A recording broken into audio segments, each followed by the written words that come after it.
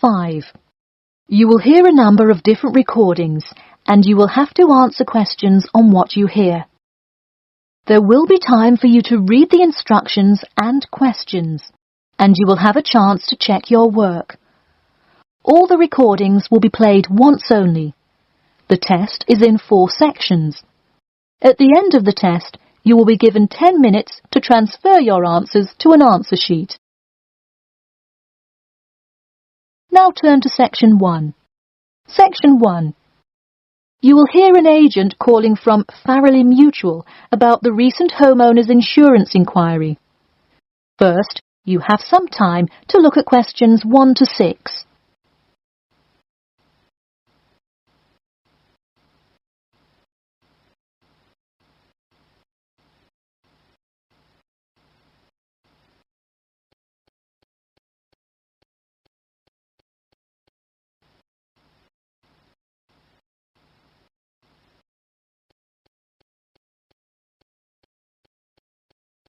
You will see that there is an example which has been done for you. On this occasion only, the conversation relating to this will be played first. Hello? Yes, I'd like to speak with Janet Evans, please. Speaking. Hi, Miss Evans. This is Jim Rodriguez, calling from Farrelly Mutual about your recent homeowners insurance inquiry. The man says that he'd like to speak with Janet Evans. So, Janet Evans has been written in the space. Now we shall begin. You should answer the questions as you listen, because you will not hear the recording a second time. Listen carefully and answer questions 1 to 6. Hello? Yes, I'd like to speak with Janet Evans, please. Speaking. Hi, Miss Evans. This is Jim Rodriguez, calling from Farrelly Mutual about your recent homeowners insurance inquiry. Yes, hi. Thanks for returning my call. My pleasure. I understand you are potentially interested in insurance for a bungalow located a bit out of town. Could you give me the address? Sure, it's 49 Greenway Court. Greenway is one word. Thank you. All right, and would you prefer to be contacted via email or phone? Either one is fine. Maybe try emailing me first, and as an alternative, I can give you my phone number. Great, and what is your email address? pk2@cat.com. Did you say cat as in the animal? Yes, it is the acronym for the construction company I work for. I'm sure you've seen them around. Yes, I have, and could you give me your primary phone number and the best time to reach you? Sure, the number is 020-4251-9443. I am generally unable to answer my phone at work, but any time after 5:30 p.m. is fine. I will make a note of that here.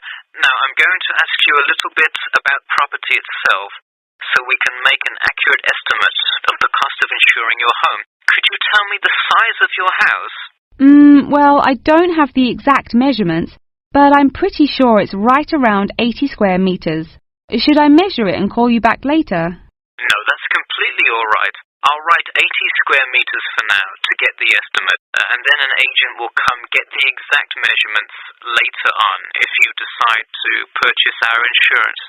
Okay, great. And what material is your house made of? For example, wood, brick, stucco? It's mainly brick. Great. That will give you a lower rate than most of the materials, since it is so strong. Wonderful. And do you have any sort of home security, Miss Evans? We don't have a fence or anything yet, but we have an alarm system that we use regularly. Good. Before you hear the rest of the conversation, you have some time to look at questions 7 to 10.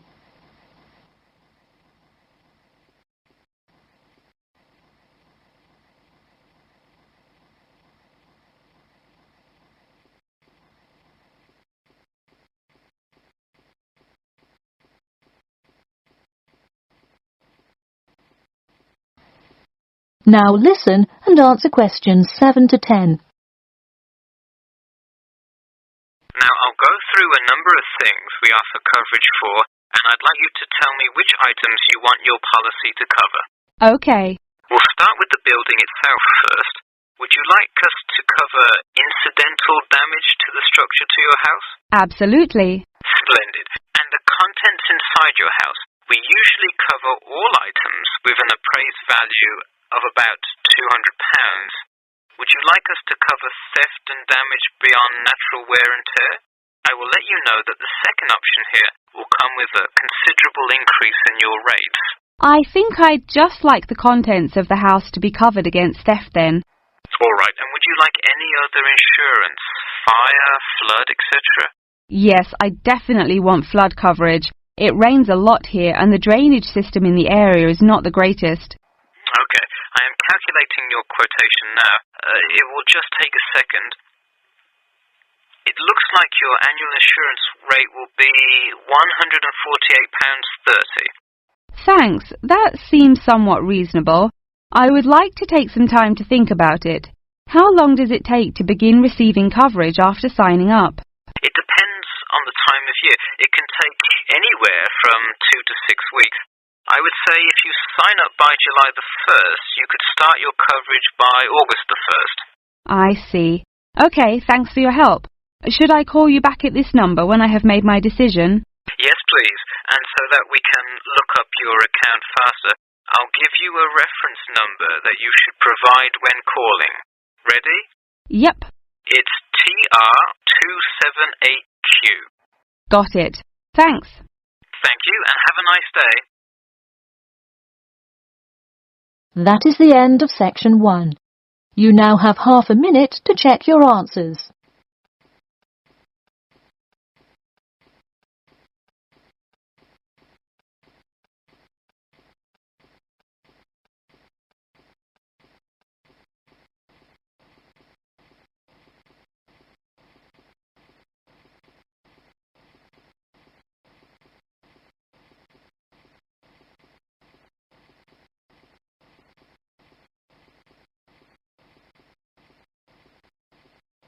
Now turn to section 2.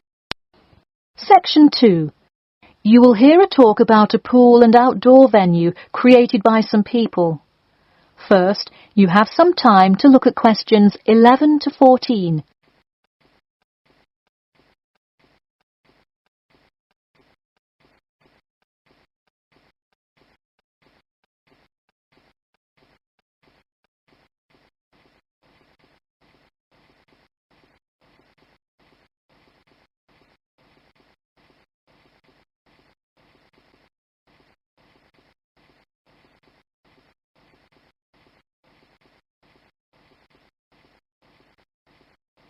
Now, listen carefully and answer questions 11 to 14. Hey, if you're just joining us on WKPX The Sound, welcome. We're here in the studio with Matt and Cam in the morning, and this morning we're talking about keeping the kids occupied on summer vacation. Folks, there's a new kid in town in the world of summer fun. Get ready for the Pool of the People, a pool and outdoor venue created by, that's right, the people. Scheduled to open in November, the ideas for everything from the design of the pool right down to the items sold in the snack bar have been decided upon by a sample of 1,050 members of the public. The public selected 2 top proposals from over a dozen created by renowned architect Ned Mosby, and the final design is truly something else. The pool is shaped like a fishbowl, sinking down into the ground. And there's, you guessed it, a real live fish tank in the center. It's certainly the center of attention in the Bridgewater area. Now, you are probably wondering how much an extravagance like this must cost, right?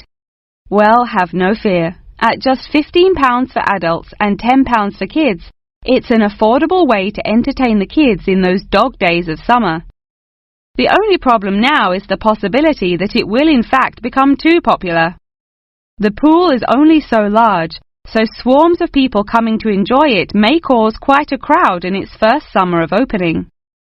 There will be an opening party for a select audience, and in line with the pool's mission, the people have decided on all the arrangements. They collectively decided on actress Rebel Wilson to host in the festivities scheduled for later this month.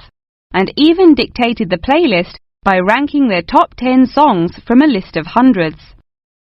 There is some discrepancy, however, on the sculpture design for the foyer at the entrance.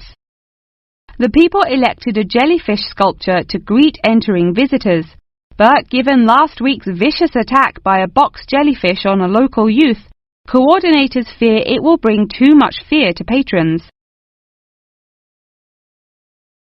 Before you hear the rest of the talk, you have some time to look at questions 15 to 20.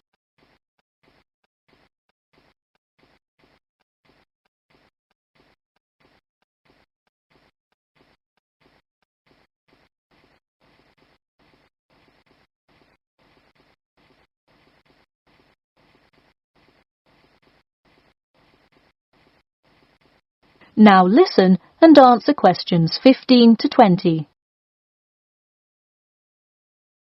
The theme of the clubhouse is set to be International Waters, with a different section representing each continent, designed by the legendary local artist Roberta Annuzzi.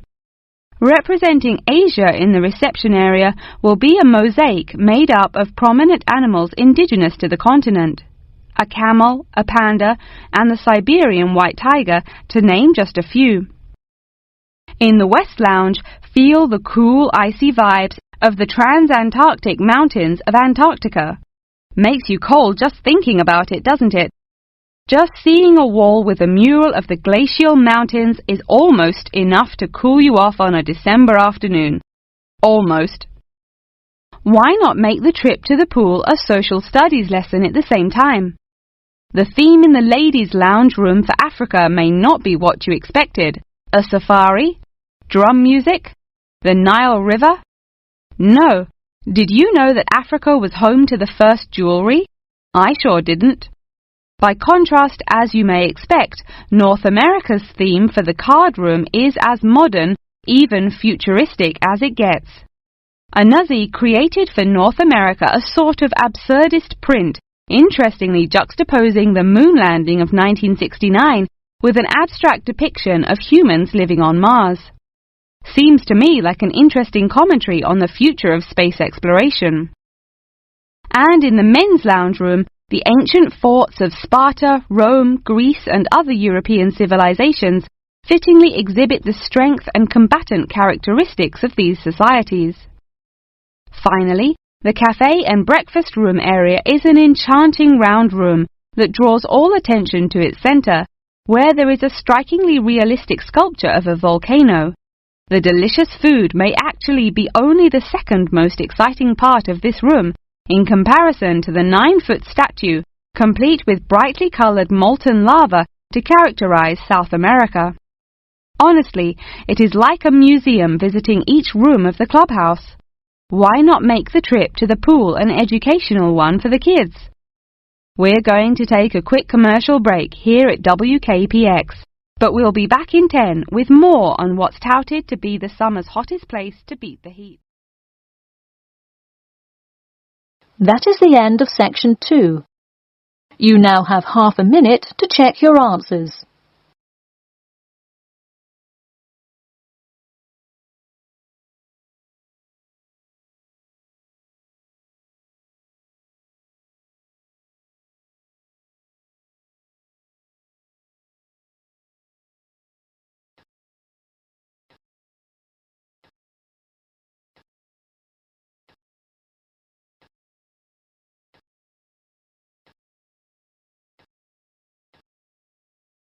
Now turn to section 3. Section 3. You will hear two students called Jimmy and Kathy talking to their tutor about the current research paper. First, you have some time to look at questions 21 to 25.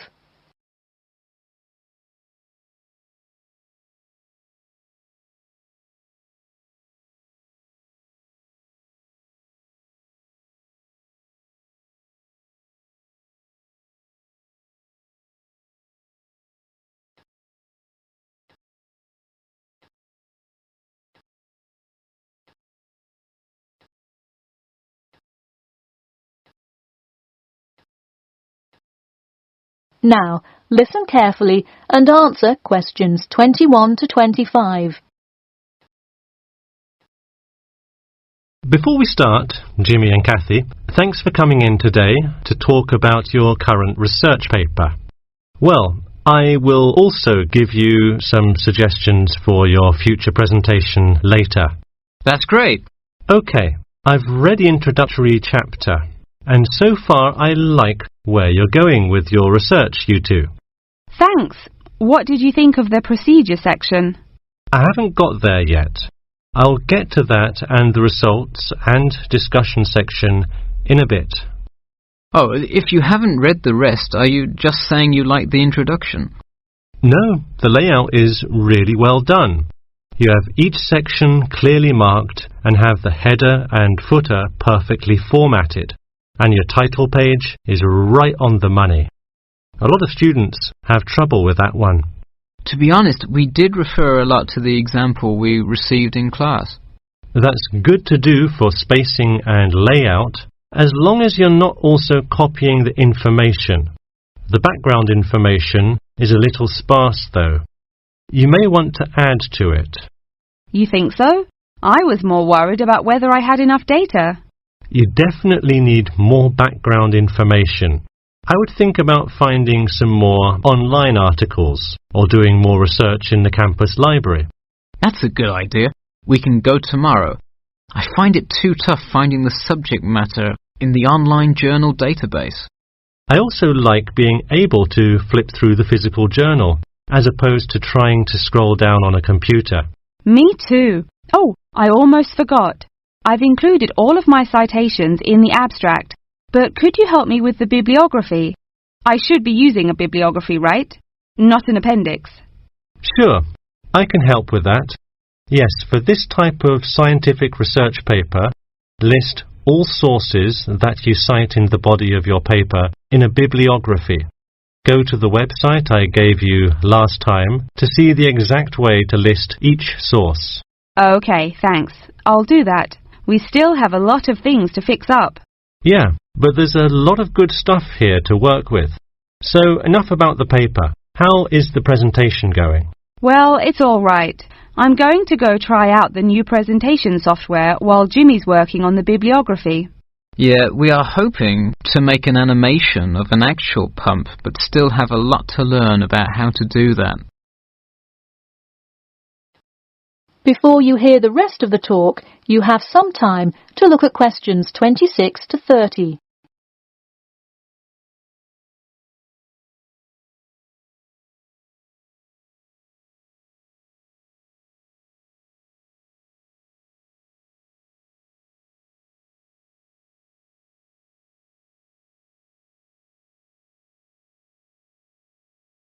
Now, listen carefully and answer questions 26 to 30.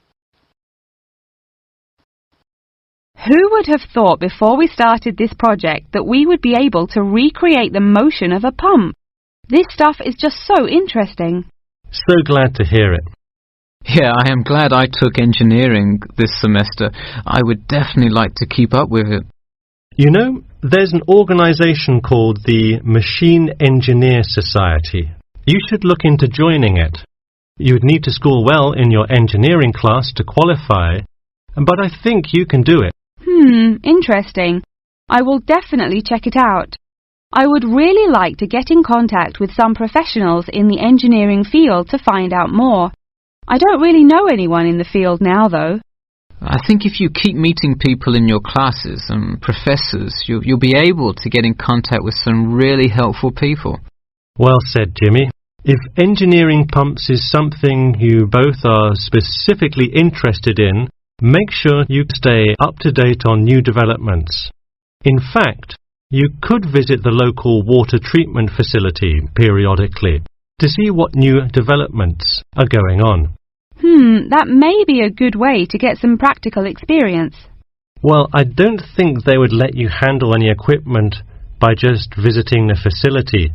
If you really want to get your hands dirty, so to speak, I would recommend instead seeking a summer internship. Wow, you have so many helpful suggestions for getting a leg up. Now, if only you could tell me how to get my work published. Wouldn't that be nice? Well, honestly, all you really need to do is, once you have a dissertation, present it. Present it often and to many audiences, and once you get feedback, adjust it. You'll get published one day.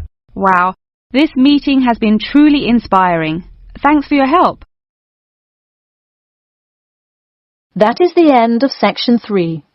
You now have half a minute to check your answers.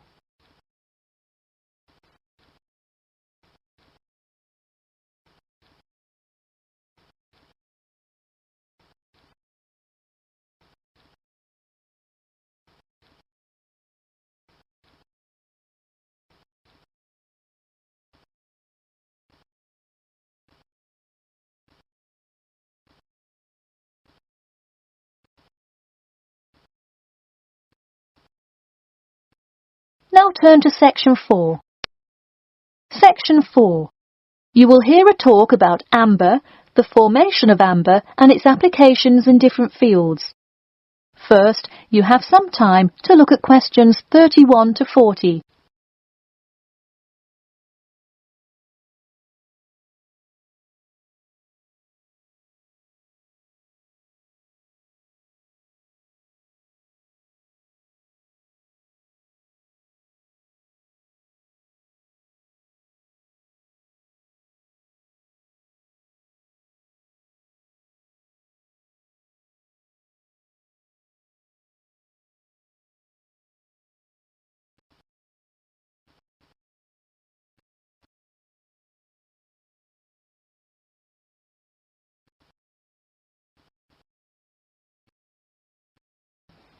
Now, listen carefully and answer questions 31 to 40. Tonight I'm going to present an overview of the research on amber. Okay, I'll start by giving a brief introduction about amber, then talk about the formation of amber, and then describe amber's applications in different fields. First of all, what is amber? Amber is not a stone, but is ancient fossilized tree resin, which is the semi-solid amorphous organic substance secreted in pockets and canals through epithelial cells of the plant. And why is resin produced? Although there are contrasting views as to why resin is produced, it is a plant's protection mechanism. The resin may be produced to protect the tree from disease and injury inflicted by insects and fungi. Amber occurs in a range of different colours. Besides the usual yellow, orange and brown, other uncommon colours are also associated with it. Interestingly, blue amber, the rarest Dominican amber, is highly sought after. It's only found in Santiago, Dominican Republic. There are several theories about what causes the blue colour in amber. The most common one links it to the occurrence of volcanic dust that was present when the resin was first pressed out from Hymnaea protera millions of years ago. At this point, you might be curious about how amber is formed. Molecular polymerization resulting from high pressures and temperatures produced by overlying sediment transforms the resin first into copal. Sustained heat and pressure drives off terpenes and results in the formation of amber. Copal, that I've just mentioned, is also a tree resin, but it hasn't fully fossilized to amber.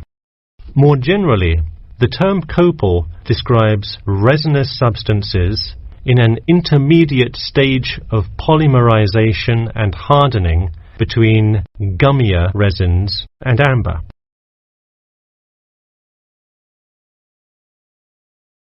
So where can we find amber? It can be found on seashores. The main producer worldwide is Russia. In fact, about 90% of the world's available amber is located in the Kaliningrad region of Russia, which is located on the Baltic. Here, the resin is washed up on the coast after being dislodged from the ocean floor by years of water and ocean currents. However, exposure to sunlight, rain, and temperate extremes tends to disintegrate resin. This also indicates that amber is not really an ideal fossil preservative for most uses. We've already learned that amber is made of tree resin. It often includes insects that were trapped within the tree many millions of years ago. A piece with a visible and well-arranged insect is generally valued much higher than simple, solid amber. One Dominican amber source reported finding a butterfly with a 5-inch wingspread. This is both a large and unusual find, and most butterfly specimens have no more than a 2-inch wingspan. Inclusions in Dominican amber are numerous, 1 inclusion to every 100 pieces. Baltic amber contains approximately 1 inclusion to every 1,000 pieces.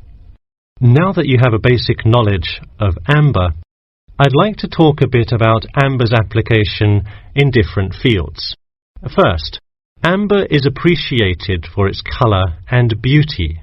Good quality amber is used to manufacture ornamental objects and jewellery. For instance, using a variety of exclusive, first-class quality natural Baltic amber with silver to make natural amber jewellery. But due to the biodegradation of amber fossils, people with amber jewellery have to take special care of it to ensure that the amber is not damaged. It was previously believed that amber worn on the neck served to protect one from diseases of the throat and preserved the sound mind. Callistrate, a famous doctor in the Roman Empire, wrote that amber powder mixed with honey cures throat, eye, and ear diseases, and if it is taken with water, eases stomachache. While the mystery around that use of amber has not been cleared, one thing is sure: it will help effectively to defeat small malaises. Amber has even been used as a building material. Amber created the altar in St. Brigida Church in Gdansk, Poland. In St. Petersburg, Russia, the walls of the famous Amber Room were lined with intricate carvings and inlaid designs. This palace room is being reconstructed from photographs and can be visited at the Catherine Palace, located in the town of Tsarskoye Selo. And finally, the fourth use of amber is that... That is the end of section 4. You now have half a minute to check your answers.